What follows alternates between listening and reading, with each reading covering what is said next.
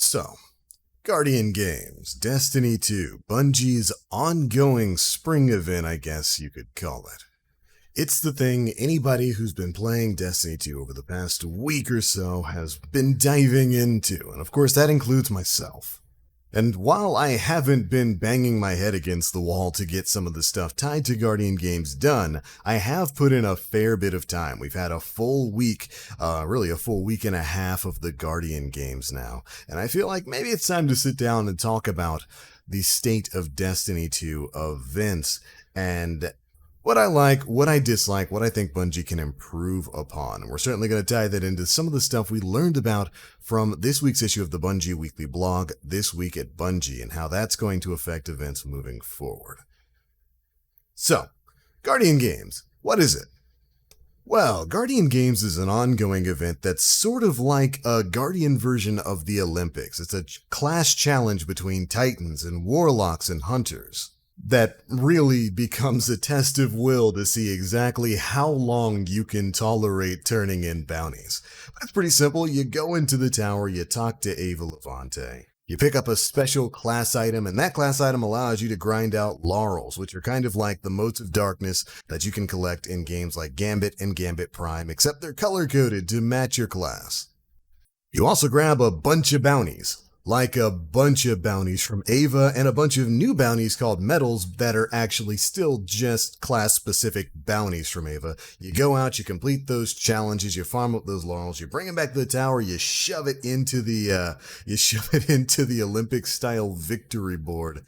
And bada bing, bada boom, you've successfully represented your class and pushed your class's stature a little bit higher. That flag representing your personal class goes a little bit higher and you get some legendaries and enhancement cores and whatnot. Wash, rinse, repeat. That is Guardian Games.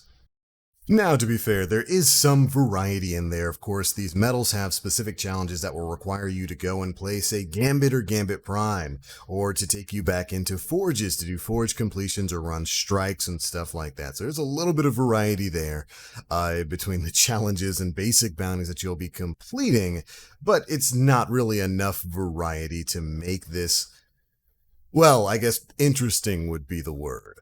So you go out, you complete those bounties, you complete those medals, you gather laurels, you turn it into the tower. That's the general gameplay loop of Guardian Games. But what are you doing it for? What's the reward for Guardian Games?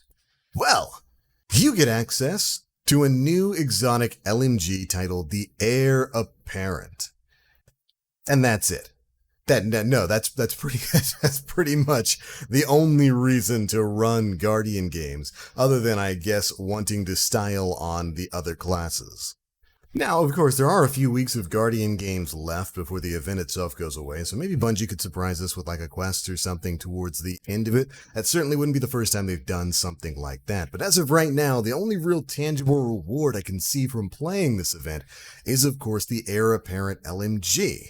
And to be fair, the Heir Apparent is really cool. It's a really interesting light machine gun, or heavy machine gun, or whatever they call them in Destiny. You can't ADS with it. You gotta spin it up sort of like the Sweet Business, but it fires solar rounds, and when you fully spin that thing up, it gives you an arc shield kind of like the giant Cabal Colossus. It's actually a pretty fun weapon to play around with.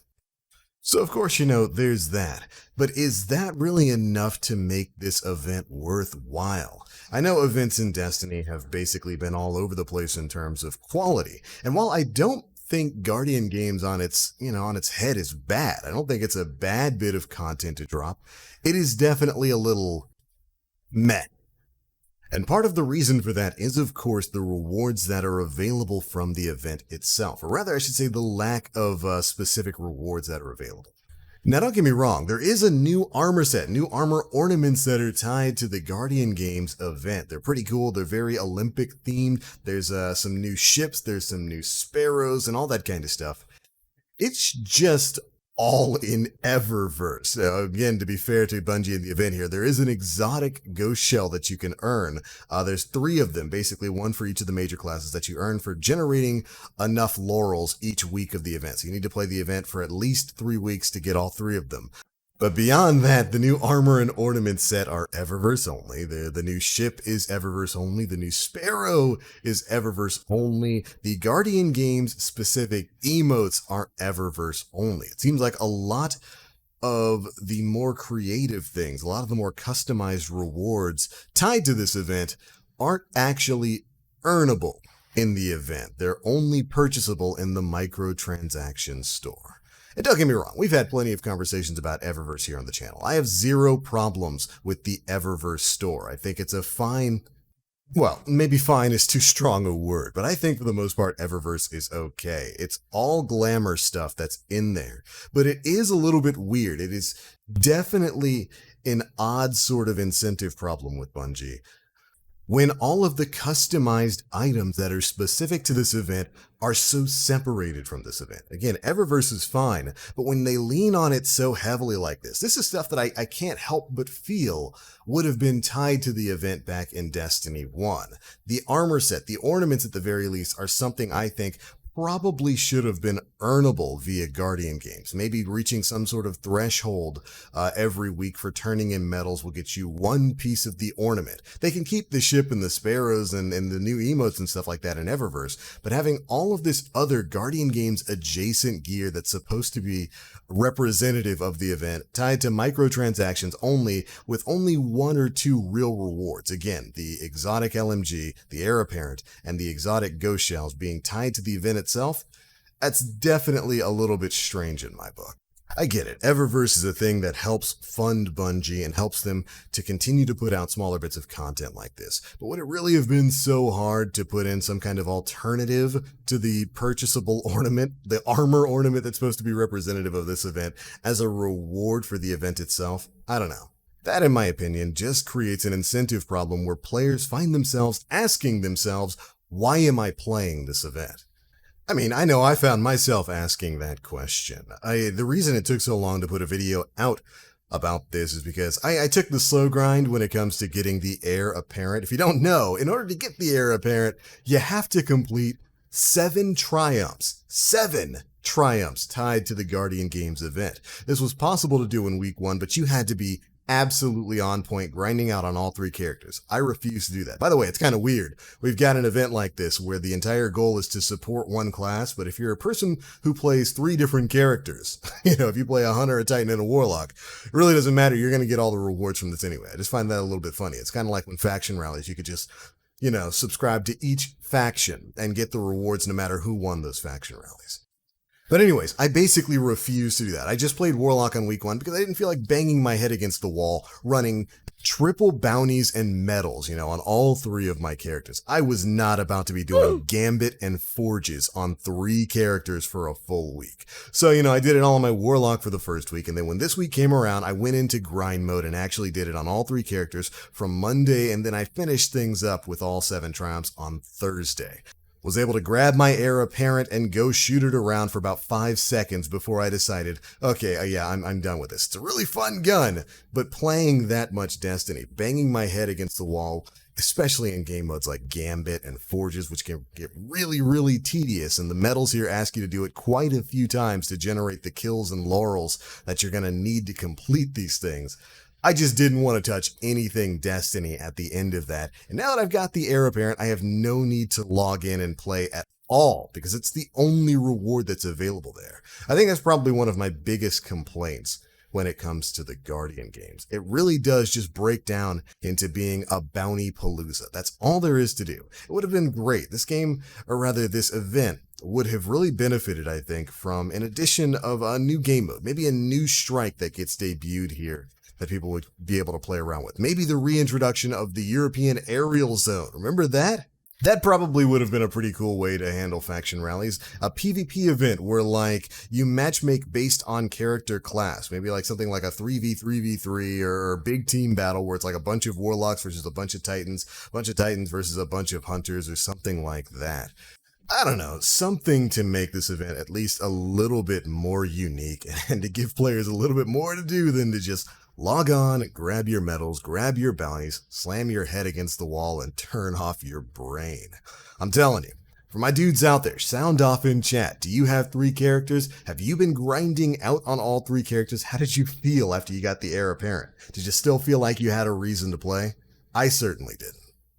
And that's kind of a shame, because I do believe that there are some positive aspects of Guardian games. It's gotten me to go back and play playlists that I haven't jumped into for a long time. I think that's fantastic. One of the things I think Bungie should always do when it comes to these events, if they're not making a new activity like the European Aerial Zone, incentivize players to go back and play that old activity, which is something they talked about in this week's TWAB, to be fair. They want to revitalize old activities by adding in, loot from previous seasons and whatnot. I think that's a good idea. And I think utilizing older playlists that players may not have been jumping into that much, like Vanguard Strikes, was a great idea. I haven't played a Vanguard Strike in forever. This got me to actually jump back in, which made me realize that some of the PS4 strikes are actually on PC now. I was very happy about that. And of course, it got me to jump back into the Gambit playlist. I haven't played a game of Gambit in almost a year now, so I was happy to jump back in there, was excited about that at first, but quickly, after playing on all 3 characters and getting those medals done multiple days in a row, I think I'm pretty good on Gambit for now. But I like when these things incentivize you to go back and play older content. They need to do this sort of thing for the Daily Heroic Story playlist and for stuff like Heroic Adventures and whatnot. There's a lot of content already available in Destiny 2. I think Bungie could figure out some better ways to utilize it. So that was one positive thing about Guardian games here. Ultimately, it's not a bad event. I didn't hate my time in the Guardian games. It did get very tedious though, because when you're just logging on to basically run bounties and you feel like you have to do that in order to get yourself the one real reward tied to this, it really makes you question all of your decisions once you're finished with it. Like I said, I finished, I got the heir apparent, I grinded out this week, and afterwards I just didn't want to play Destiny 2 anymore. And I don't think that's the best feeling to have once you've completed an event. You should really want to play more.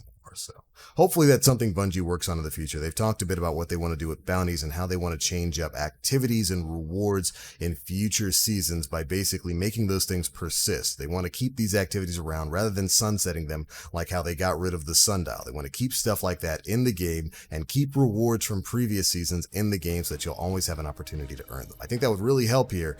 And don't be afraid to put in a new game mode. They could have reused the Haunted Forest or something like that for this. To give us something to do other than just running medals and bounties. I think that would have been a great idea.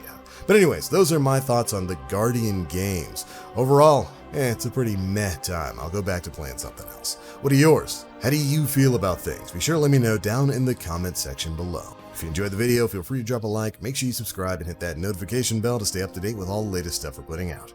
But I'm out for now. Thank you guys so much for watching. And as always, I'm Blacklink. You Guardians, stay frosty.